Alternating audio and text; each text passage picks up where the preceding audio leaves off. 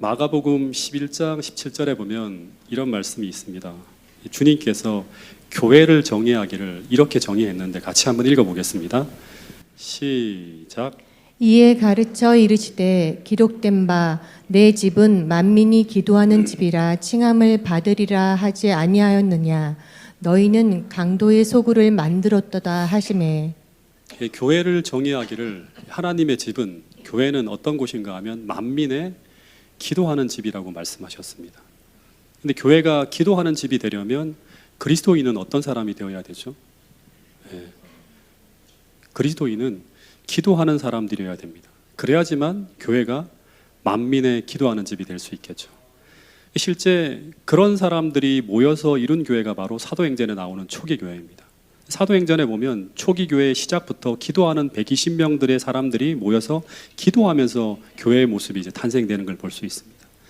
제가 지금 40일 기도 운동을 통해 계속 사도행전 전체를 지금 들여다보고 있는데, 거기에 등장하는 교회의 모습은 정말 주님이 꿈꾸시던 만민의 기도하는 소리로 가득 찬 교회였고, 거기에 등장하는 대부분의 교인들은 기도로 하나님과 교통하는 사람들이에요. 실제적으로 하나님과 교통하는 사람들이에요. 근데 오늘날 교회의 모습은 기도하는 집이 아니라 설교 듣고 가는 집 정도로 변해버린 것이 오늘날 교회의 모습이라고 하는 것입니다. 그런데 오늘 우리가 기도를 통해서 하나님을 만나고 체험하고 교통하는 경험을 하지 못하면 우리의 신앙은 필연적으로 메마르게 되어 있습니다. 우리의 믿음은 자라지 않고 멈춰 있거나 아니면 거의 죽어 있을 수도 있습니다. 여러분, 신앙이라고 하는 것은 보이지 않는 분을 실제로 만나고 경험하며 살아가는 게 바로 신앙이에요. 신과 교통하는 거예요. 베드로후서 1장 4절에 보면 이런 말씀이 있는데, 여기 보면 우리에겐 하나님이 약속하신 보배롭고 지극히 큰 약속들이 우리에게 주어져 있다고 합니다. 그러니까 아주 보배롭고 하나님께서 약속하신 보배롭고 지극히 큰 약속들이 있대요. 근데 이 약속들이 정말로 여러분들에게 크게 보배로워 보입니까? 아니면 그것이 나와는 관계없는 그냥 신화처럼 들립니까? 여러분, 이 약속들이, 성경에 나와 있는 모든 약속들이 마치 나에게 주어진 약속으로, 즉 나와 관계 있는 약속들이 되기 시작할 때는 언제인가 하면 기도가 내 생활에 불타오르기 시작할 때부터라고 하는 것입니다. 왜냐하면 이런 성경적 약속들은 기도하지 않는 심령에는 절대 기대할 수 없는 것들이기 때문입니다. 그래서 정말 신화 같은 성경이 아닌 정말 이 성경의 약속들이 내 삶과 맞닿아 있는 현실로 다가오는 그런 신앙생활을 하려면 오늘 우리는 기도를 배워야 함을 잊지 않게 되기를 간절히 바라겠습니다. 여러분, 기도는 하나님께서 우리에게 보이지 않는 영적 세계와 우리가 교통할 수 있도록 부여하신 수단입니다. 또다시 말하지만 신앙이라고 하는 것은 보이지 않는 하나님과 실제로 교통하는 것이에요. 그런데 이 교통이 허구가 아닌 실제가 되지 않으면 우리 신앙은 절대 자라날 수 없다고 하는 것. 여러분, 신앙을 제대로 하기 위해서는, 성장하는 신앙생활을 하기 위해서는 반드시 기도를 배워야 한다는 사실을 잊지 않게 되기를 간절히 바라겠습니다. 누가복음 11장 1절에 보면 예수님이 기도를 가르쳐주는 이야기가 나오는데, 이 성경절은 같이 한번 읽어보겠습니다. 누가복음 11장 1절 말씀입니다. 시작. 예수께서 한 곳에서 기도하시고 마치심에 제자 중 하나가 여짜오되 주여, 요한이 자기 제자들에게 기도를 가르친 것과 같이 우리에게도 가르쳐 주옵소서. 이 누가복음 11장 1절에 보면 제자 중에 누구인지 정확하게 알 수 없지만 한 제자가 저희도 예수님처럼 기도할 수 있도록 기도를 가르쳐 주세요 하고 요청을 하는 이야기가 나옵니다. 그러면서 주님께서 기도를 가르쳐 주는 이야기가 누가복음 11장에 나오는 이야기입니다. 그런데 산상수훈 102페이지를 보면 예수님께서는 제자들에게 기도를 2번 가르쳐 주셨습니다. 한 번은 언제인가 하면 산상수훈을 통해서 무리들에게 이렇게 말씀하시는 주기도문이 나오죠. 마태복음 6장 이야기죠. 또 한 번은 그로부터 몇 달이 지난 후에 제자들만 있는 데서 가르쳤다고 하는데, 그게 바로 누가복음 11장에 나오는 오늘 공부하게 되는 이 주기도문입니다. 근데 당시 제자들은 기도할 줄 모르는 사람들이 아니었습니다. 왜냐하면 이들은 원래 늘 기도하는 습관을 가지고 있는 유대교 사람들이었기 때문입니다. 근데 왜 기도를 가르쳐 달라고 했는가 하면 그 이유는 예수님의 기도하는 모습에 제자들이 너무나 큰 감동을 받았기 때문에 누가복음 11장 1절에 보면 예수께서 한 곳에서 기도하시고 마치신 후에 그 모습을 딱 보고 제자 중에 하나가 기도를 가르쳐 달라고 하는 이야기가 나오죠. 이 본문의 내용을 기록한 산상부훈 102페이지의 내용을 보면 제자들이 잠시 주님과 떨어져 있다가 돌아왔을 때 그때 예수님이 하나님과 깊이 교통하고 계셨는데 그런데 주님은 제자들이 있는 것을 알지 못하시고 어떻게 기도했는가 하면 아주 큰 소리로 계속 기도했다고 합니다. 그러니까 열정적으로 기도하는 거예요. 막 소리를 막 지르시면서 이렇게. 근데 그때 예수님의 얼굴을 딱 보니까 어떤 모습이었는가 하면 하늘의 빛으로 환하게 빛나고 있었고 하늘의 빛으로 환하게 빛나고 있었고 그리고 그분은 보이지 않는 분의 바로 면전에 계신 듯 하였으며 마치 하나님과 실제로 이렇게 마주보고 있는 것처럼 그렇게 보였대요.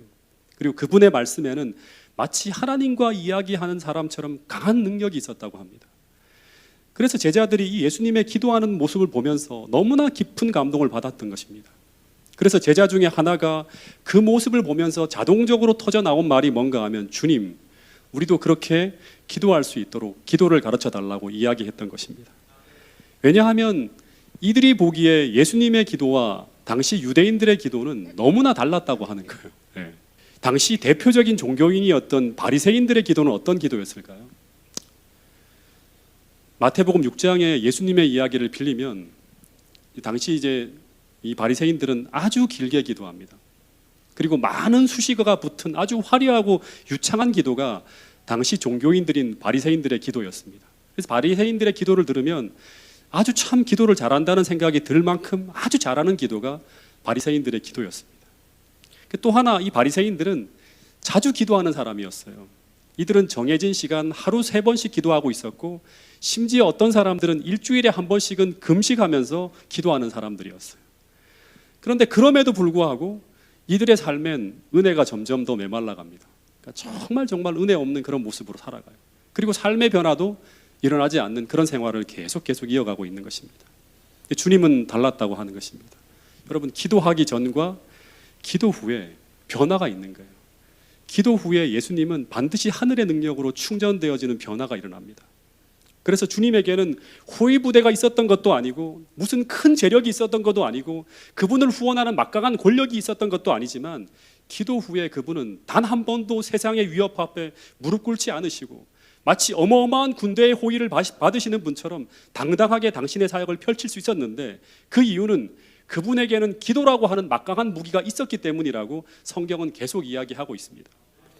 이게 무슨 말인가 하면 이 기도가 그분을 역동적으로 하나님과 교통하게 하였고 그리고 전능한 하나님의 능력을 수시로 필요할 때마다 실제적으로 그러실 수 있도록 그렇게 기도가 만들고 있었기 때문이라고 하는 것입니다. 그래서 이 예수님의 기도와 믿음을 배웠던 사도 바울은 이런 말씀을 하고 있습니다. 빌립보 4장 11절부터 13절의 말씀인데 같이 한번 읽어보겠습니다.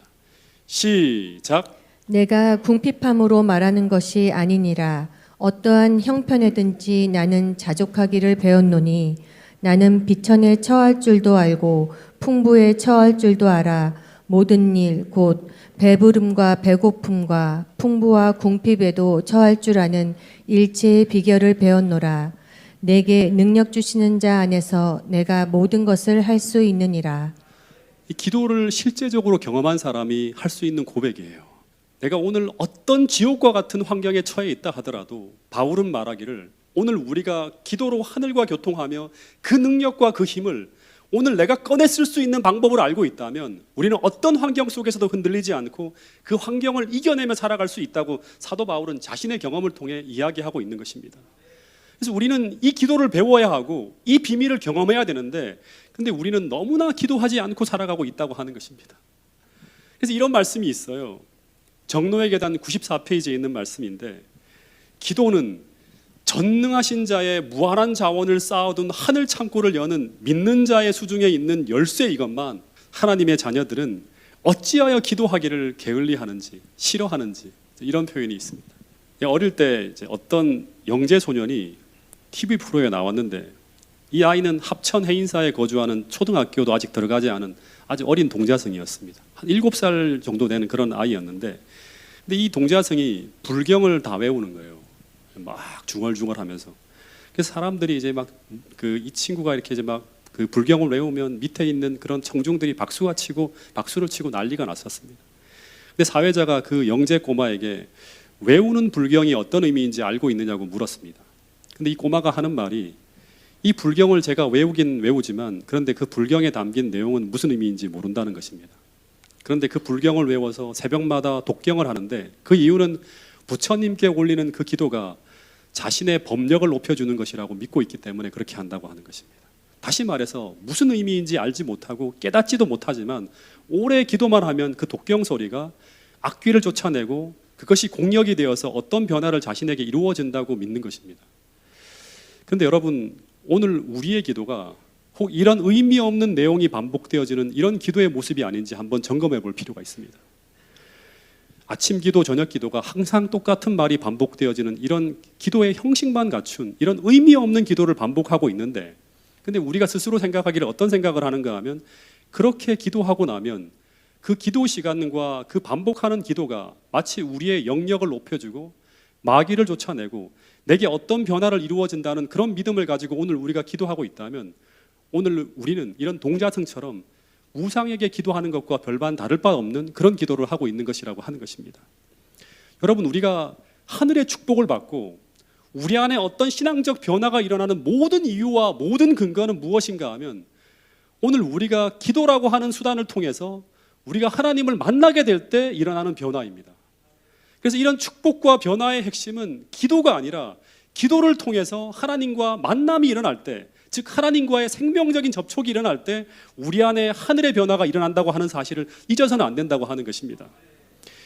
그래서 첫 번째, 우리가 기도를 통해서 우리가 진짜 알아야 될 중요한 것 중에 하나는 무엇인가 하면, 기도라고 하는 것은 살아계신 인격체이신 하나님을 만나서 그분과 교제하고 교통하는 것을 기도라고 합니다.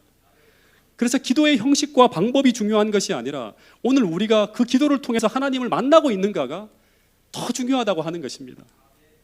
그런데 우리가 드리는 그 기도 시간 속에서 만약 우리가 하나님과 교통하지 못하고 있다면 그 기도는 마치 우상을 향해 의미 없이 공허하게 떠드는 것과 별반 다를 바 없는 것이 될 수 있다고 하는 것입니다. 그런데 그런 기도에는 열매가 없습니다. 다시 말해서 기도하기 전과 기도 후의 변화가 일어나지 않는다고 하는 것입니다. 왜냐하면 그런 기도를 통해서는 우리가 하나님을 만나지 못하기 때문이라고 하는 것입니다. 즉 생명적 접촉이 일어나지 않고 있기 때문이라고 하는 것입니다. 제가 이제 시대의 소망을 참 좋아하는데, 그 시대의 소망을 보면 예수님의 기도하시는 장면이 참 많이 나옵니다. 근데 우리의 모본이신 예수님의 기도하시는 모습을 묘사한 시대의 소망의 한 글귀를 제가 기억하고 있는데, 제가 엄청나게 감동을 받은 그런 내용입니다. 여기 보면 예수님이 침례를 받고 나서 이제 강 언덕에 엎드려서 기도하실 때 이제 그분의 모습을 묘사한 글인데, 그때 장면을 기록한 글을 보면 강 언덕에 엎드려 기도로 당신의 심정을 하나님 앞에 토로하실 때 얼마나 열정적으로 기도하셨던지, 이 내용에 보면 그의 시선은 하늘을 꿰뚫는 듯 했다는 그런 표현이 있습니다. 마치 막 하늘을 꿰뚫는 것처럼 아주 열정을 다해서 이렇게 하늘을 바라보며 기도하고 있는 거예요. 그리고 시대의 소망에 보면 천사들은 전에 이러한 기도를 들어본 적이 결코 없었다고 했고, 그리고 이 기도를 듣자마자 천사들이 동요하기 시작했고, 그리고 그들은 얼마나 이 기도에 큰 감동을 받았던지 예수님께 위로의 기별을 전해주기 위해 내려오기를 갈망했다고 하는 거예요. 그러니까 온 하늘을 요동치게 만드는 그런 기도를 예수님이 지금 하고 있는 것입니다. 그리고 침례 요한도 예수님께서 한 간구자로서 하나님 앞에 간압을 받기 위해서 눈물을 흘리며 간절히 기도하시는 모습을 보고 깊은 감명을 받았다고 하는 그런 기록이 있습니다. 그리고 이 기도의 응답으로 무슨 일이 벌어졌습니까? 이 기도의 응답으로 어떤 일이 벌어지죠? 첫 번째, 하나님의 임재의 상징인 성령이 비둘기같이 내려오고, 두 번째, 하나님의 음성이 들려왔다고 하는 것입니다. 이는 내 사랑하는 아들이요 내 기뻐하는 자라고 하는 하늘의 음성이 들려오는 것입니다. 여러분, 다시 말해서 올바른 기도에는 반드시 하나님의 임재의 상징인 성령의 역사가 있고, 두 번째는 하나님께서 반드시 우리에게 말씀하시는 하나님의 음성이 들려온다고 하는 사실을 잊지 않게 되기를 간절히 바라겠습니다. 여러분, 꼭 확인해야 되는 것은 예수님께서 침례를 받자마자 그냥 비둘기가 하늘에서 내려오고 이는 내 사랑하는 아들이요 내 기뻐하는 자라고 하는 하늘의 음성이 들려온 것이 아니라 예수님의 이런 간절한 기도 후에 이 기도의 응답으로 이런 일이 벌어졌다고 하는 사실을 우리가 잊어서는 안 된다고 하는 것입니다. 기도 후에 성령이 역사하고 그 성령의 역사와 동시에 우리는 하나님의 음성을 듣게 된다고 하는 것입니다. 그런데 제자들은 이런 예수님의 기도의 모습을 한 번만 본 것이 아니라 제자들은 늘 주님을 따라다니면서 보았다고 하는 것입니다. 그러면서 제자들이 발견한 한 가지 사실이 있는데 그것은 무엇인가 하면 또다시 언급하지만 예수님은 언제나 기도하기 전과 기도한 후가 너무나도 달랐다고 하는 것입니다.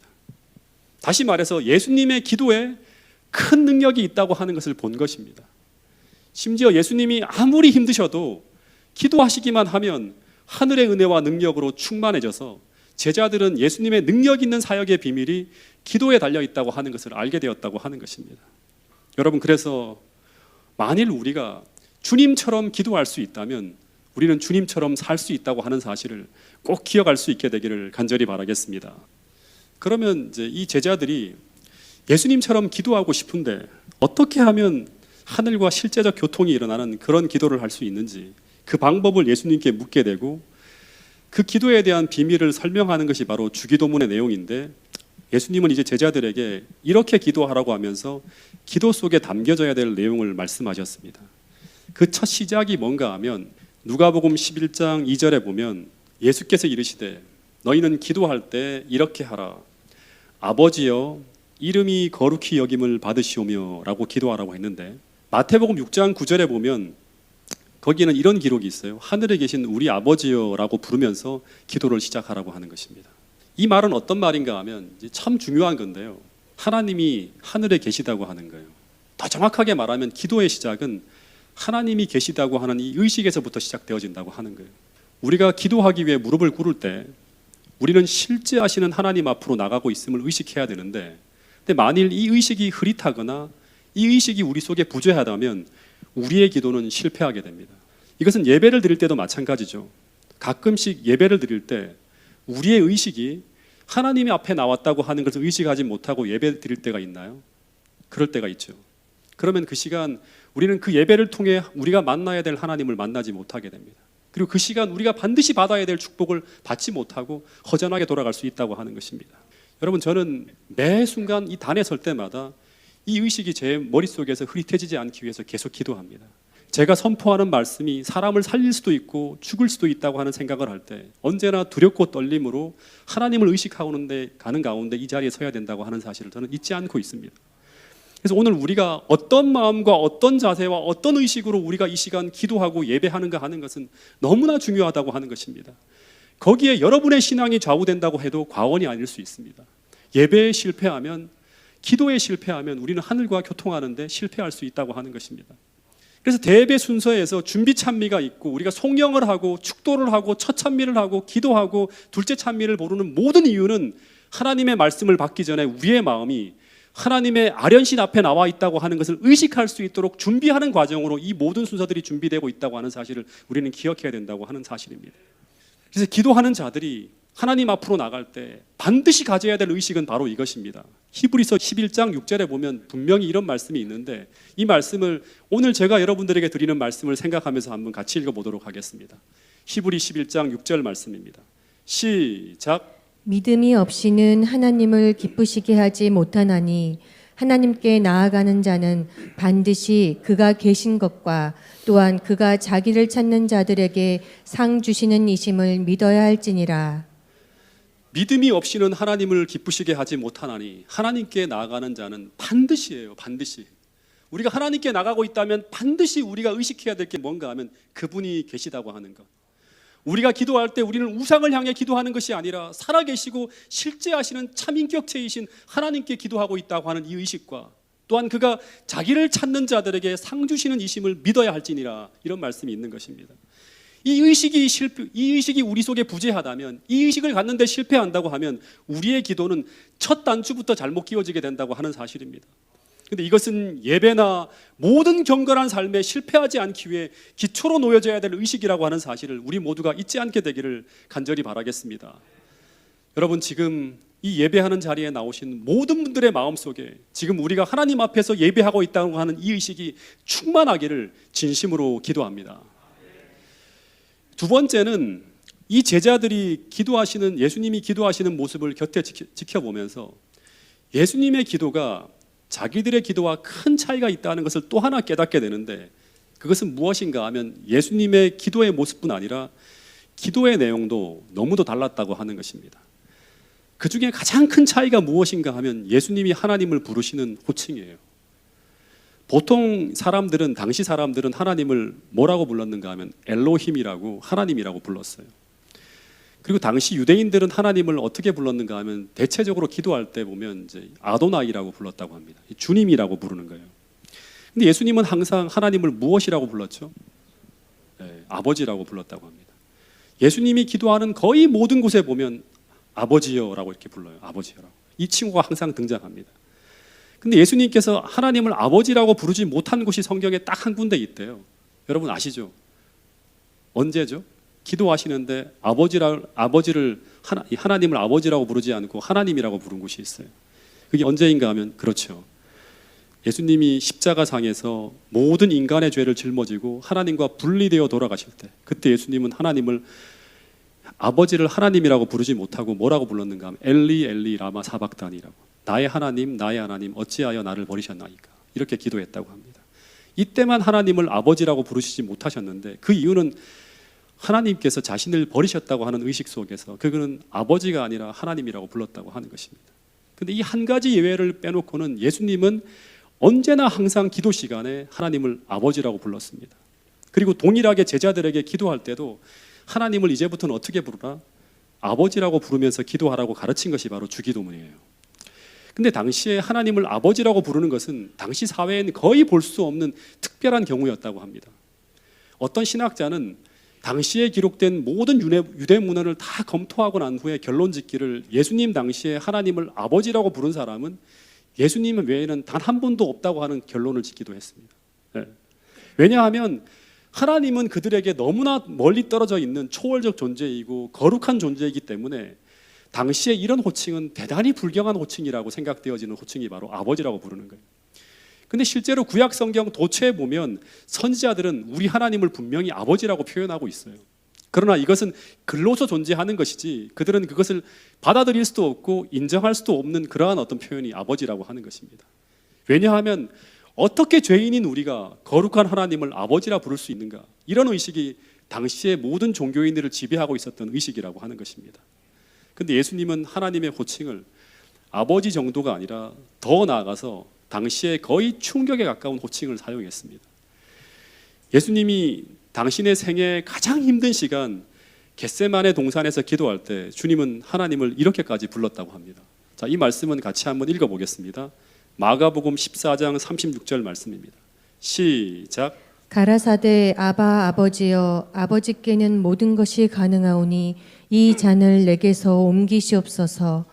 그러나 나의 원대로 마옵시고 아버지의 원대로 하옵소서 하시고. 그러니까 여기 보면 가라사대 아버지여, 아버지께는 모든 것이 가능하오니 이 잔을 내게서 옮기시옵소서. 그러나 나의 원대로는 마옵시고 아버지의 원대로 하옵소서 하시고. 근데 실제로 누가복음 11장 2절에 보면 예수님이 주기도문에서 기도를 가르쳐 주실 때 너희는 기도할 때 이렇게 기도하라 할 때 아람어 원문에는 하늘에 계신 아바 아버지여라고 기록되어 있다고 합니다. 그러니까 제자들에게 가르쳐 준 것도 뭐다? 아바 아버지라고 기도하라고 이렇게 얘기했다고 하는 것입니다. 근데 이 아바라고 하는 단어는 아람어로 아빠라고 하는 말이라고 하는 걸 아시죠? 근데 그 엄하고 엄숙한 시대에 예수님은 하나님을 그 시대의 정서와는 전혀 다른 너무나 친밀한 모습으로 하나님 아버지를 우리에게 소개하려고 하셨다고 하는 것입니다. 이것은 어떻게 보면 당시 시대의 하나님에 대한 혁명적 가르침이었대요.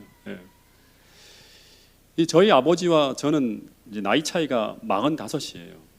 저는 평생 아버지를 아빠라고 불러본 적이 없습니다. 아빠라고 하는 호칭이 어떤 호칭인지 잘 모르며 살았어요. 전 아버지를 아버지라고 부르며 살았어요. 친구들이 아버지를 아빠라고 부르는 모습을 보면 저는 그 모습이 참 부러웠을 때가 참 많아요. 근데 어느 날 제가 대학을 다닐 때 이제 큰 형님이 이제 좀 나이가 들어서 결혼을 하셨는데 여름 방학이 되고 난 다음에 형님이 내려오라고 하는 거예요. 조카를 좀 이렇게 돌보라고 하는 거예요. 근데 그때 내려가서 이게 우리 집에 태어난 첫 조카를 이제 보게 되었는데 그 조카가 이제 말을 막 배울 때였어요. 근데 형님이 조카에게 말을 좀 가르쳐 주라고 하는 거예요.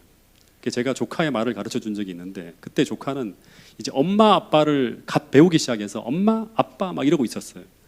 근데 그런 조카에게 제가 아버지라는 말을 가르쳐 주려고 큰형님이 퇴근하기 전까지 하루 종일 아빠라는 말 대신에 아버지라고 하고 아버지 계속 시켰어요.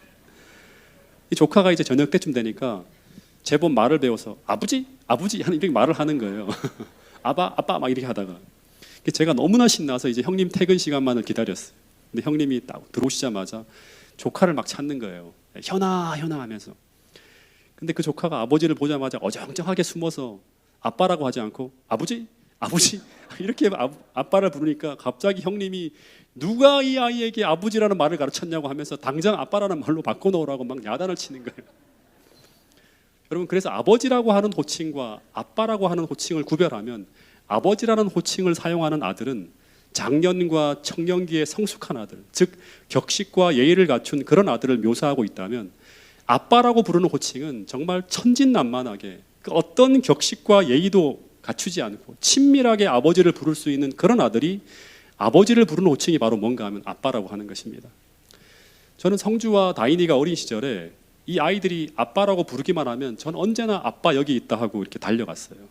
공부방에서 책을 읽다가도 심지어 제가 화장실에서 볼일을 보고 있을 때도 아무리 급하고 아무리 불편한 자리에 있어도 이 아이들이 아빠를 찾기만 하면 저는 언제나 아빠 여기 있어 하면서 언제나 응답해 주었습니다. 그런데 그렇게 해야 하는 이유는 뭔가 하면 첫 번째, 아빠라고 나를 부르며 찾는 그 아이들이 너무나 귀하고 너무나 사랑스럽기 때문이고, 두 번째는 이 녀석들이 아빠 하고 부르는데 제가 응답이 없거나 제가 안 보이는 거나 하면 아이들이 불안해하면서 아빠 하면서 막 울기 시작하기 때문이라고 하는 것입니다. 그래서 저는 우리 아이들이 저를 찾고 부를 때 그때마다 바로 대답하며 뛰쳐나갔던 그런 기억이 있습니다. 그런데 마찬가지로 하나님은 우리가 그런 천진난만한 어린아이처럼 언제나 하나님을 부르고 찾기를 바라신다고 하는 것입니다. 다시 말해서 그렇게 친밀하게 우리가 하나님 앞으로 나아오기를 하나님은 기다리신다고 하는 표현들이 바로 이 성경에 담겨 있는 아빠라고 하는 그런 표현이라고 하는 것입니다. 여러분, 하나님과 우리 사이에 가로막힌 것은 아무것도 없습니다. 우리는 그리스도를 통해 담대하게 우리 아버지가 계신 그 하나님의 보좌 앞으로 담대하게 나갈 수 있다고 성경은 이야기하고 있습니다. 여러분, 이 사실을 꼭 믿게 되기를 간절히 바라겠습니다.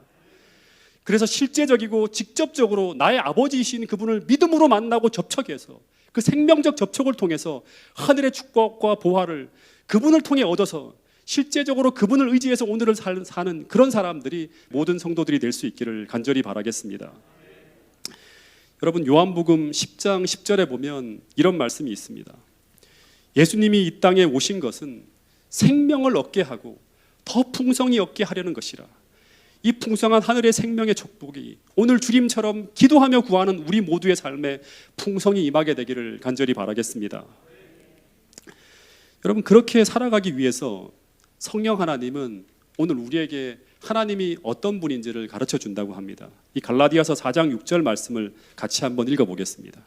시작. 너희가 아들이므로 하나님이 그 아들의 영을 우리 마음 가운데 보내사 아빠 아버지라 부르게 하셨느니라. 여기 보면 너희가 아들인 거로 진짜 아들이라고 하는 것입니다. 그래서 하나님이 그 아들의 영을 우리 마음 가운데 보내사 하나님을 아바 아버지라고, 다시 말하면 그냥 아버지가 아니라 아빠 아버지라고 부를 수 있게 만들어주는 분이 바로 누구인가 하면 성령 하나님이라고 하는 것입니다. 이 성주가 고등학교 시절에 이 녀석이 사춘기를 접어들면서 저와 거리가 생기게 되었어요. 그 이유는 이 녀석이 자꾸 아버지에게 기대에 못 미치는 방향으로 자꾸 흘러가고 있었다고 하는 것이죠. 그러면서 어떤 일이 벌어졌는가 하면, 저는 그렇지 않은데, 저는 성주에 대한 마음은 변함이 없는데 성주는 스스로 아버지가 자신을 별로 안 좋아하고 있다고 생각하고 어느 순간부터 저와의 대화가 옛날하고 다르게 거의 형식적인 대화 정도에 그치고 사이가 점점 멀어지게 되었어요. 마찬가지로 우리가 하나님과 우리 사이가 멀어지게 되면 제일 먼저 나타나는 것이 무엇인가 하면 바로 우리의 기도가 형식화되어지는 거예요. 네. 그래서 제가 성주에 대한 사랑을 어떻게든 성주에게 표현해 보이려고 몇 번을 시도하는데 제가 너무나 서툴러서 그렇게 되는지 모르겠지만 잘 안 되는 거예요. 다가가서 몇 마디 대화를 막 시도하려고 하면 뭔가 어색함이 느껴지고 하면서 성주가 몇 마디 하다가 피하는 것입니다. 그래서 제가 어떻게든 이 성주에게 제 마음을 좀 전달할 방법이 없을까 생각하다가 어떻게 제 마음을 성주에게 전달했는가 하면 늘 저의 마음을 성주에게 직접 하는 것이 아니라 성주 엄마에게 이야기하는 것입니다. 내가 성주를 이렇게 생각하고 있다고, 이렇게 사랑하고 있다고 좀 이야기해달라고 계속 말을 하는 것입니다. 그래서 성주 엄마가 저를 대신해서 성주와 여행을 하면서 혹은 조용한 숲길을 걸으면서 수시로 성주에게 아빠가 너를 얼마나 사랑하는지 아니? 너를 아빠가 이렇게 생각하고 있다고 하면서 수시로 이야기하면서 성주가 다시 아빠의 사랑을 다시금 느낄 수 있도록 무던히 노력하는 모습을 제가 보게 되었습니다. 근데 성경에 보면 똑같이 성령 하나님이 이 역할을 우리에게 하고 있다고 하는 것입니다. 그 하나님 아버지의 사랑을 우리에게 보여주기 위해서 성주 엄마처럼 수시로 우리가 성경을 읽을 때나 기도할 때나 우리가 조용히 숲길을 걸을 때나 끊임없이 그 사랑을 우리에게 보여주고 느끼게 해주기 위해서 끊임없이 노력하시는 분이 바로 성령 하나님이라고 하는 것입니다. 하늘 아버지는 너희가 그분을 아빠라고 부를 수 있을 만큼 정말 친밀한 분이라고, 그분은 너희가 죄인 되었을 때 그 하늘 아버지께서 당신의 하나밖에 없는 아들의 생명을 바쳐서 살리기까지 사랑하신 너희는 하나님의 가장 사랑하는 아들이라고, 그 사실을 우리가 알고 느낄 수 있도록, 이렇게 글로서만이 아니라 느낄 수 있도록 끊임없이 우리에게 호소하고 있는 분이 바로 성령 하나님이라고 성경은 이야기하고 있습니다. 로마서 5장 5절에 보면 성령을 통해서 하나님의 사랑이 우리의 마음에 부음받음이라고 말하고 있고, 갈라디아서 4장 6절에서는 하나님이 그 아들의 영을 우리 마음 가운데 보내사 우리로 하나님을 아빠 아버지라고 부르실 수 있도록 그렇게 끊임없이 우리에게 가르쳐주고 있는 분이 바로 성령 하나님이라고 이야기하고 있는 것입니다. 우리가 그 성령을 받으면 비로소 아빠 아버지라고 부르짖는다고 하는 말은 뭔가 하면 그렇게 친밀하게 하나님을 느끼면서 기도할 수 있는 그런 관계로 회복되어진다고 이야기하고 있는 것입니다. 여러분, 이 친밀한 하나님의 사랑이 성령을 통해서 우리 마음에 느껴와야지만 우리는 비로소 우리의 마음을 열고 하나님 아버지 앞에 수시로 나가서 우리의 마음을 터놓고 진실하게 기도할 수 있다고 하는 것입니다. 여러분, 그래서 기도할 때 우리의 기도가 성령 하나님을 통해 인도함을 받아야지만 우리는 하늘과 연결되어지고 마음 깊은 곳에서부터 우러나오는 진실한 기도를 할 수 있다고 하는 사실을 잊지 않게 되기를 간절히 바라겠습니다. 제가 파주중앙교회에서 목회를 할 때 사택에서 교회로 올라가는 통로가 있었어요. 이제 목사들, 목회자 가족만 이렇게 올라가는 집에서 바로 연결되어진 통로인데 수시로 그 통로를 통해서 교회로 올라가서 단상 옆에 기도실이 있는데 거기서 제가 오래오래 기도하고 돌아올 때가 있었습니다. 근데 마음이 너무나 힘들고 아프고 괴로울 때는 거기 올라가서 마치 아버지 앞에 있는 것처럼 엉엉 울다가 1시간이고 2시간이고 이렇게 머물다가 올 때가 있습니다. 근데 그렇게 오래오래 정말 아주 깊이 기도하면서 하나님 앞에 머물다 오면 꼭 3가지가 제 마음에 담겨 있음을 제가 느끼게 됩니다. 그 하나는 무엇인가 하면 하나님이 나에게 원하는 것이 무엇인지를 알 수 있는 하나님의 뜻이에요. 이걸 분명히 우리는 받아올 수 있어요. 2번째는 뭔가 하면 하나님이 나와 함께 하신다고 하는 임재의식, 이게 2번째고요. 3번째는 하나님이 나를 사랑한다고 하는 의식입니다. 이 3가지를 우리가 기도의 자리에서 얻을 수 있다면 우리는 세상에 그 어떤 힘든 일이 닥친다 하더라도 우리는 다 이길 수 있습니다. 그냥 성경책을 읽듯이 들어오는 거 말고요, 정말 하늘로부터 들려오는 그 음성으로 우리의 마음속에 깊이 느껴올 때 우리는 이 3가지를 얻게 되면 정말 큰 힘과 용기를 얻을 수 있다고 하는 것입니다. 제가 몇 달 전에도 너무나 힘들고 지치고 고통스러워서 그냥 주저앉고 싶을 때 그때 주님이 제가 기도하는 그 자리에 다가와서 마치 제 어깨를 이렇게 두드리며 말씀해 주시는 것 같이 느껴졌던 음성이 무엇인가 하면, 재훈아, 내가 너를 얼마나 사랑하는 줄 아니 하는 거예요. 왜 걱정하고 있느냐 하는 거예요. 나는 지금도 너와 함께 하고 있다고. 앞이 잘 보이지 않지만 일어나 그 뜻을 향해 걸어가라고. 근데 이 음성이 하늘에서 들려오는 음성으로 제게 느껴질 때 정말 너무너무 감사해서 그 자리에서 펑펑 울었던 그런 기억이 있습니다. 여러분, 실제로 주님께서 겟세마네 동산에서 그 두려운 짐에 눌려 있는 순간 그분은 특별히 이 3가지 중에서 한 가지는 분명히 알고 있었기 때문에, 하나님의 뜻은 분명히 알고 있었기 때문에 2가지를 구했습니다. 내가 십자가를 짊어지고 나가야 되는데 내 마음이 너무나 어두워서 더 이상 그 짐을 짊어지고 나갈 힘이 없는 것입니다.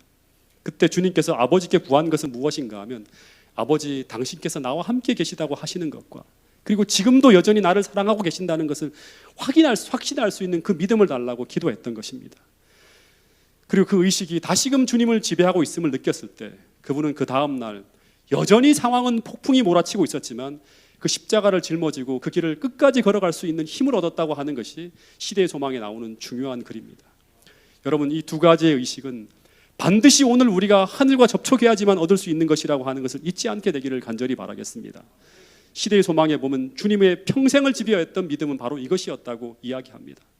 날마다 이 확신을 가지고 하루를 시작하셨고 하루 종일 이 의식을 가지고 사셨고 이 의식 속에 하루를 마쳤다고 하는 것입니다. 그 말씀이 요한복음 8장 29절에 나옵니다. 이 말씀을 같이 한번 읽어보겠습니다. 시작. 나를 보내신 이가 나와 함께 하시도다. 내가 항상 그의 기뻐하시는 일을 행함으로 나를 혼자 두지 아니하셨느니라. 나를 보내신 이가 나와 함께 하시도다. 하나님의 임재 의식이죠. 내가 항상 그의 기뻐하시는 일을 행함으로 나를 혼자 두지 아니하셨느니라. 그분의 사랑에 대한 돌보심에 대한 의식이었습니다. 마지막으로 한 가지 예만 좀 드리고 오늘 말씀을 좀 줄이도록 하겠습니다. 전깃불이 우리나라에 들어온 지 얼마 안 됐을 때 벌어진 일입니다. 시골에 살고 있는 노인이 서울에 있는 아들 집에 갔다가 밤에 전깃불을 처음 보게 되었다고 합니다. 그래서 그 이튿날 아들이 직장에 나가고 난 다음에 어둠을 대낮같이 밝혀주는 이게 도대체 뭔가 궁금해서 자세히 그 전깃불을 들여다보는 거예요. 그걸 보니까 그 안에 전구가 있고 소켓가 있고 전선이 있고 이게 전부인 것처럼 보이는 것입니다. 그래서 이분이 시골로 돌아가는 길에 아들에게 부탁을 해서 전구, 소켓, 전선을 사가지고 집으로 돌아옵니다. 그리고 고향 친구들에게 서울에서 구경한 그 전깃불을 침이 마르도록 자랑을 한 후에 자신이 햇빛 같은 전깃불을 사왔다고 하면서 자랑을 합니다. 그리고 동네 사람들을 초대한 후에 이 노인이 전선을 마당에 있는 빨랫줄에 연결을 하고 저녁이 되기를 기다리는 것입니다. 그리고 어둡기 시작하자 이 노인이 그 전깃불을 보여주겠다고 하면서 일어나 전등을 탁 켰어요. 스위치를. 근데 소리는 서울에서와 같이 찰카닥하고 나는데 전깃불이 들어오지 않는 거예요. 아무리 다시 틀어도 또 틀어도 전깃불이 들어오지 않는 것입니다. 근데 왜 전깃불이 들어오지 않을까요? 그 이유는 이 전선을 빨랫줄에다 연결했기 때문이죠. 이 전선이 전기를 일으키는 발전소에까지 연결되어져야지만 전깃불이 들어오는데 빨랫줄에다 감아 놓았으니까 전기가 들어오지 않는 것입니다. 여러분, 마찬가지로 우리의 기도도 격식은 전깃줄, 소켓, 전선 다 갖추었다 하더라도 심지어 전기가 연결되어지는 스위치를 켜는 소리까지 난다고 하더라도 오늘 우리의 기도가 하늘에 연결되어져 있지 않다면, 다시 말해서 하나님과 교통하지 못한다면 오늘 우리의 기도에는 하늘의 축복이 임하지 않는다고 하는 것입니다. 여러분, 오늘 배운 대로 하늘에까지 닿는 기도를 통해서 정말 여러분의 인생에 하늘의 전깃불이 켜지고 세상을 밝힐 수 있는 그런 영적인 하늘 에너지가 충전되어지는 그런 기도의 사람들이 모든 성도들이 될 수 있기를 간절히 바라면서 오늘 말씀을 줄이도록 하겠습니다.